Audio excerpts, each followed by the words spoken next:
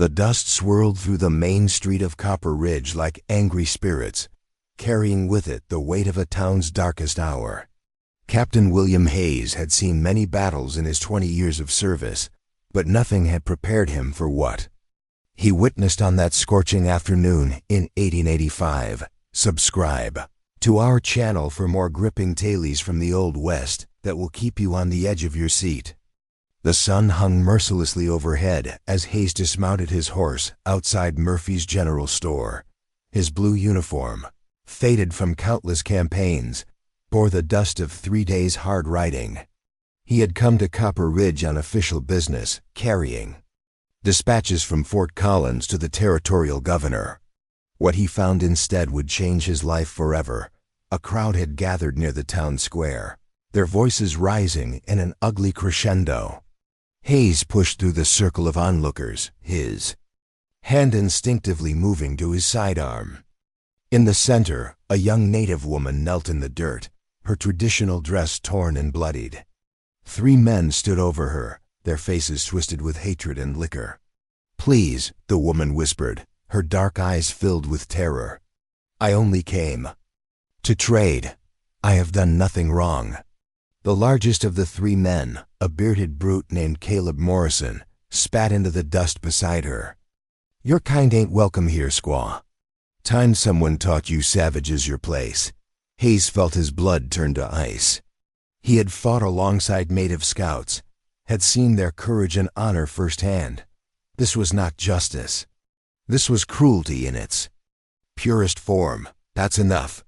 Hayes stepped forward, his voice carrying the authority of years of command. "Step away from her now." Morrison turned, his eyes narrowing as he took in the blue uniform. "This ain't army business, soldier boy. Best you move along."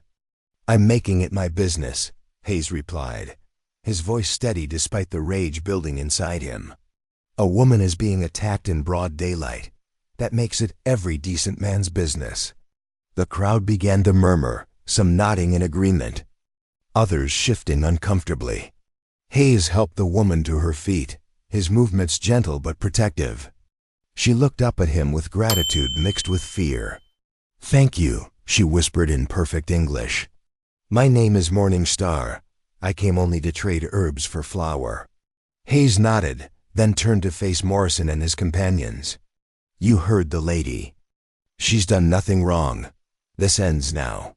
But Morrison's face had darkened with alcohol and rage. "You think because you wear that uniform, you can come into our town and tell us what to do. This here's about survival, soldier. About protecting what's ours." "What I see," Hayes said, his voice cutting through the tension like a blade, "is 3 grown men terrorizing 1 woman. If that's your idea of survival, then this town is already dead." The words hung in the air like a challenge. Morrison's hand moved toward his gun, but Hayes was faster. Not to draw, but to position himself between the woman and her attackers. "You want to hurt her, you'll have to go through me first." The crowd fell silent. Even the wind seemed to hold its breath. In that moment, Hayes saw the true face of Copper Ridge. Some residents looked ashamed, others angry, but too many showed only indifference. It was a town that had forgotten what it meant to be human. Morrison's fist came without warning, catching Hayes in the jaw. The captain staggered but didn't fall. The second blow landed in his ribs, doubling him over. Soon, all 3 men were on him, their boots and fists finding their mark again and again. Through the haze of pain, Hayes heard Morning Star crying out, begging them to stop. He heard the crowd's murmurs growing louder, but still, no one stepped forward to help. Blood filled his mouth as he tried to protect his head, but the blows kept coming. "Stop it! You're killing him!" Morning Star threw herself between Hayes and his attackers, her small body shielding him from the worst of it. Finally, Sheriff Tom Bradley pushed through the crowd. "That's enough! Break it up!" Morrison and his men stepped back, breathing hard. Hayes struggled to his knees, his uniform torn and bloody, his face swollen beyond recognition. but his eyes still burned with defiance. "Get that Indian out of my town," Bradley said, not looking at Morningstar. "And you, soldier, best you ride on too. We don't need troublemakers here." Hayes spat blood into the dust and slowly got to his feet. "The only troublemakers I see are cowards who attack women and men who let them do it." The crowd began to disperse, shame and anger mingling in their faces. Some looked back at Hayes with something like respect, others with hatred. But all of them would remember this day. As Hayes helped Morningstar gather her scattered belongings, she looked up at him with tears in her eyes. "Why did you help me? You don't even know me." Hayes wiped blood from his split lip and managed a painful smile. "Because it was the right thing to do. Sometimes that's reason enough." Don't miss the next chapter of this incredible story. Subscribe to our channel and hit the notification bell to see how Captain Hayes' act of courage sets in motion events that will shake Copper Ridge to its very foundations. But as they walked away from the town square, Hayes couldn't shake the feeling that this was only the beginning. The hatred he had seen in Morrison's eyes, the fear in the townspeople's faces, the shame that hung over Copper Ridge like a funeral shroud, all of it spoke to something deeper.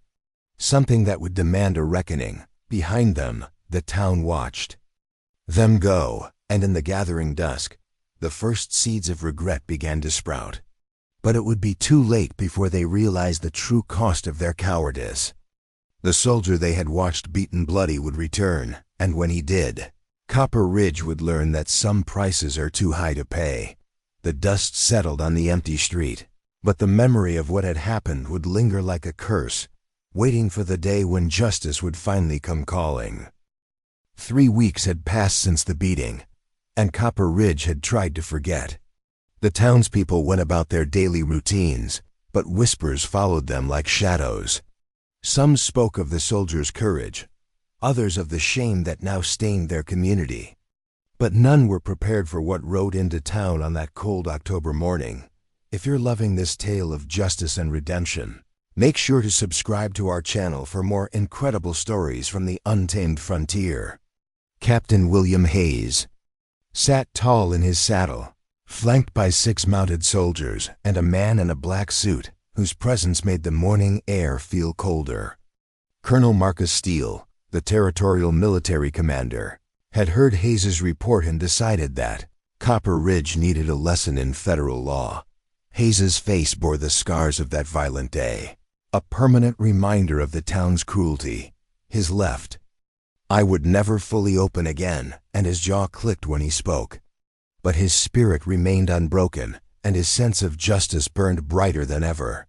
"Remember, gentlemen," Colonel Steele said as they approached the town limits, "we're here to investigate a federal crime. The assault on a military officer while performing his duty is a serious matter." The hoofbeats echoed through the quiet streets like thunder. Windows creaked open, and faces peered out nervously. Word spread quickly through Copper Ridge that the army had returned, and this time they meant business. Sheriff Bradley emerged from his office, his face pale and his hands trembling slightly. He had hoped this day would never come, but the letters from Fort Collins had been getting more insistent with each passing week. "Colonel Steele," Bradley said, attempting the smile that fooled no one, "what brings the army to our humble town?" Steele dismounted with military precision, his steely eyes scanning the street. "You know exactly why we're here, Sheriff. 3 weeks ago, a United States Army officer was brutally assaulted in your town while protecting a civilian. I'm here to ensure justice is served." Hayes had already spotted Morrison's horse tied outside the Silver Dollar Saloon. The coward had been drinking heavily since the incident, haunted by nightmares and jumping at every shadow.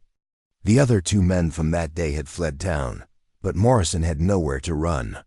"Now, Colonel," Bradley began, "that was just a misunderstanding. Boys had a bit too much to drink. Things got out of hand. No real harm done." "No real harm?" Hayes spoke for the first time, his voice carrying a quiet menace. Tell that to the woman who was terrorized. Tell that to the people of this town who watched injustice happen and did nothing." As they spoke, a small crowd began to gather. Among them stood Dr. Elizabeth Warren, the town's only physician, who had treated Hayes's injuries that night. She stepped forward, her medical bag clutched tightly in her hands. "Colonel," she said, her voice steady despite her nervousness, "I examined Captain Hayes after the attack. His injuries were severe, deliberate, and could have been fatal. What happened? Here was attempted murder." A murmur ran through the crowd. Dr. Warren had always been respected in Copper Ridge, and her words carried weight. Several townspeople nodded in agreement, their faces showing the shame they had carried for weeks. "Where's Morrison?" Steele demanded. Bradley hesitated, then pointed toward the saloon. He's been having a hard time since that day. Drinks too much, talks to himself. I think he knows what's coming." The colonel's expression hardened. "Good. A man should face the consequences of his actions with his eyes open." They found Morrison hunched over a bottle of whiskey, his hands shaking as he poured another drink. He looked up as the soldiers entered, and Hayes saw something he hadn't expected, genuine remorse mixed with terror. "I knew you'd come back," Morrison said, his voice barely a whisper.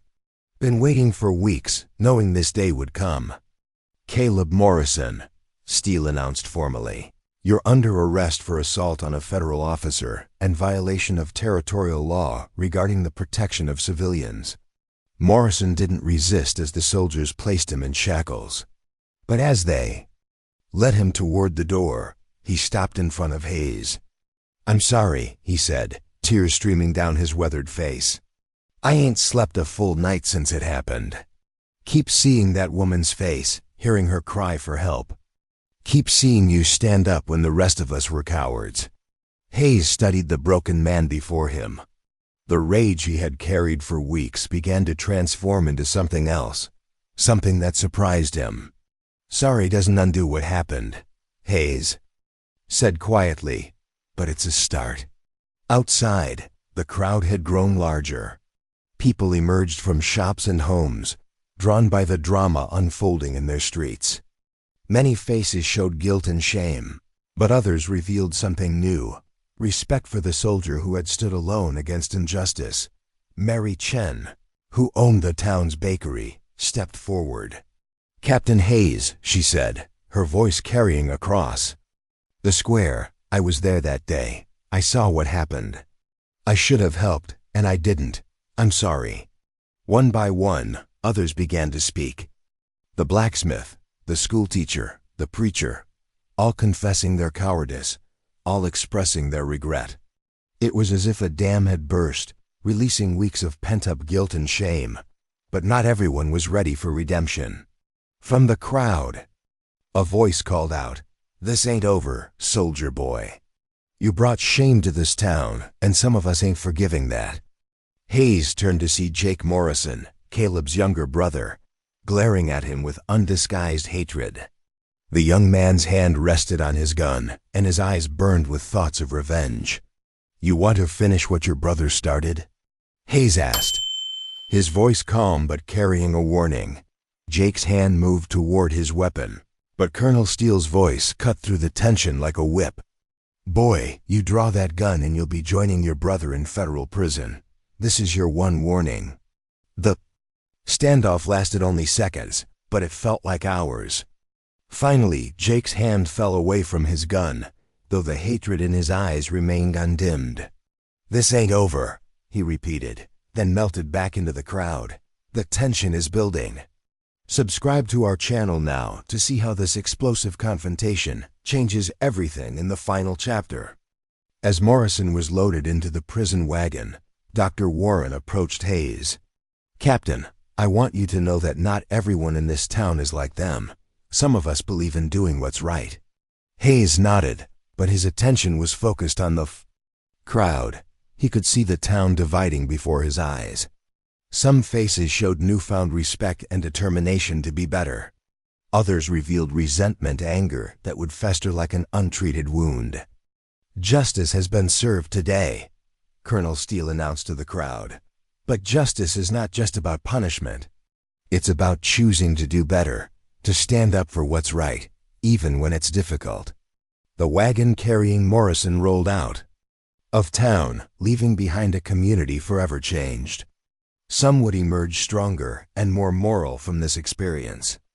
Others would allow their hatred to consume them, setting the stage for a final confrontation that would determine the true soul of Copper Ridge.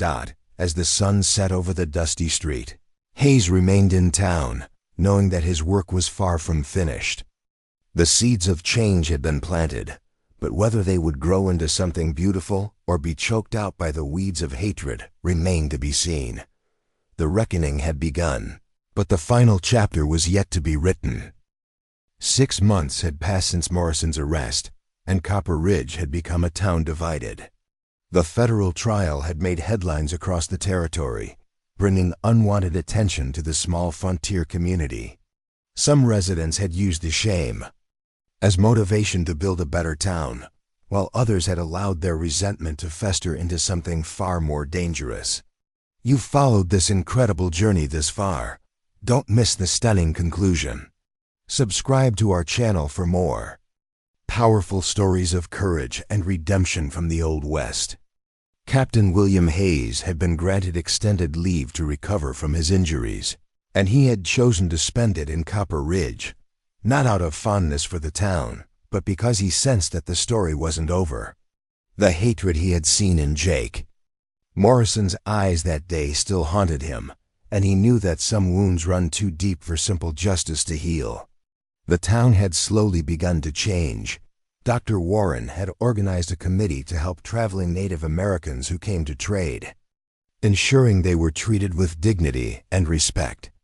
The schoolteacher, Miss Sarah Collins, had begun teaching about different cultures, trying to combat the ignorance that had led to that terrible day. But not everyone embraced change. Jake Morrison had gathered a group of like-minded men, bitter and angry about what they saw as federal interference in their affairs. They met in secret, planning something that would restore what they called the natural order to Copper Ridge. Hayes had been staying at the small boarding house run by Mrs. Eleanor Murphy, a widow who had lost her husband in the war. She had witnessed the beating that day and had been haunted by her inaction ever since. Now she treated Hayes like the son she had never had, cooking his meals and tending to his injuries with maternal care. "You should leave this place," she told him one evening as she brought him coffee. "You've done enough here. Let the town sort itself out." Hayes looked out the window at the quiet street, but his instincts told him danger was approaching. "Some things can't be left to sort themselves out, Mrs. Murphy. Sometimes a man has to see things through to the end." That end came sooner than expected. Word reached Hayes that Morning Star had returned to Copper Ridge, this time with her elderly father who needed medicine that only Dr. Warren could provide. The old man was dying, and his daughter had overcome her fear to seek help for him. But Jake Morrison and his men had been waiting for just such an opportunity. They had set a trap, using the sick man as bait to draw out both Morning Star and Hayes. They knew the captain would never allow her to face danger alone. The final confrontation is here. Make sure you're subscribed to our channel to see how this epic tale of justice and redemption reaches its powerful conclusion. The attack came at dawn. Hayes was walking Morning Star and her father to Dr. Warren's clinic when gunfire erupted from the shadows. Jake Morrison and 5 other men had positioned themselves throughout the town, turning the main street into a killing field. "You should have left when you had the chance, soldier boy." Jake's voice echoed from behind an overturned wagon.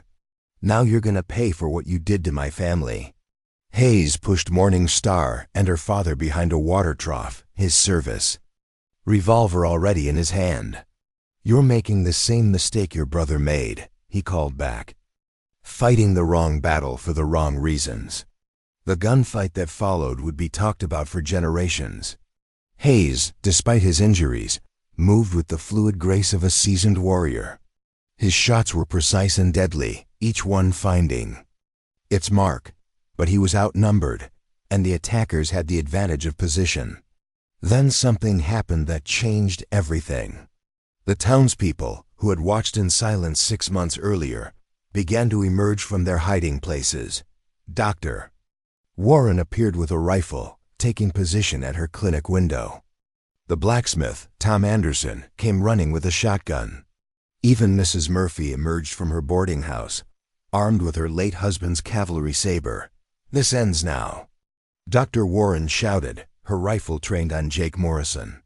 "This town has seen enough violence." One by one, the citizens of Copper Ridge stepped forward. They had learned from their shame, and they would not stand by and watch injustice triumph again. The cowards who had hidden 6 months ago had found their courage. Jake Morrison found himself surrounded, his men either dead or wounded. His grand plan for revenge had crumbled in the face of a community that had finally found its moral center.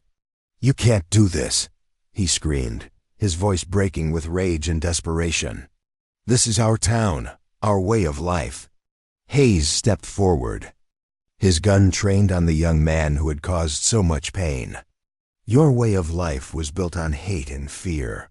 This town has chosen something better." The standoff lasted only moments. Jake Morrison, seeing his cause was lost, made a desperate lunge for his weapon. Hayes's shot was quick and merciful, ending the threat, but taking no joy in the necessity. As the smoke cleared, the true cost of the morning's violence became apparent. 3 of Morrison's men lay dead, 2 more were wounded.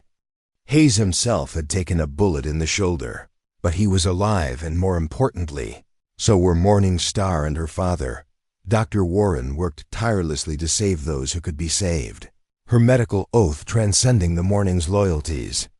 The wounded were treated regardless of which side they had fought on, because that was what civilization demanded. In the days that followed, Copper Ridge held a reckoning with itself. The violence had been terrible, but it had also been cleansing. The poison of hatred that had infected the town had been purged, leaving behind something stronger and more beautiful. Morning Star's father recovered from his illness, aided by Dr. Warren's skilled care and the town's newfound hospitality. Before they left, the old man spoke to the assembled townspeople in the square where so much pain had begun. "My daughter told me of the soldier who stood alone against hatred," he said, his voice carrying the wisdom of years. "But she also told me of the people who found their courage when it mattered most. Both are necessary for justice to live." Hayes stood to address the crowd one final time. His uniform was clean and pressed, his wounds healing, but his mission finally complete. 6 months ago, this town forgot what it meant to be human, he said. You allowed fear and hatred to rule your hearts. But today, you remembered. You chose to stand for what's right, even when it was dangerous. That's the difference between existing and living. The crowd listened in respectful silence, many wiping away tears. They had paid a heavy price for their redemption, but they had paid it willingly. As Hayes prepared to leave Copper Ridge for good, Mrs. Murphy pressed a small package into his hands. "Something to remember us by," she said. "Not the town we were, but the town we became." Hayes rode out of Copper Ridge on a clear morning, the sun painting the desert in shades of gold and promise. Behind him, the town began another day, forever, changed by the events that had tested their souls and found them worthy of redemption. The story of the soldier who stood alone had become the story of a community that found its conscience. And in the end, that made all the pain worthwhile. Thank you for joining us on this incredible journey through the Old West. If you enjoyed this powerful tale of courage, justice, and redemption, make sure you're subscribed to our channel for more amazing stories that will touch your heart and inspire your soul. Hit that notification bell so you never miss our latest adventures from the frontier. Years later, travelers passing through Copper Ridge would notice something different about the town. There was a warmth to the people, a sense of community, that seemed stronger than in other frontier settlements. And in the town square, where violence had once reigned, stood a simple monument with an inscription that told the whole story, in memory of those who stood alone for justice, and in honor of those who found the courage to stand with them. The monument bore no names, because the truth it represented was larger than any individual. It was the story of how ordinary people, faced with extraordinary circumstances, can choose to be better than they were. And in that choice, they had found not just redemption, but the very essence of what it means to be human.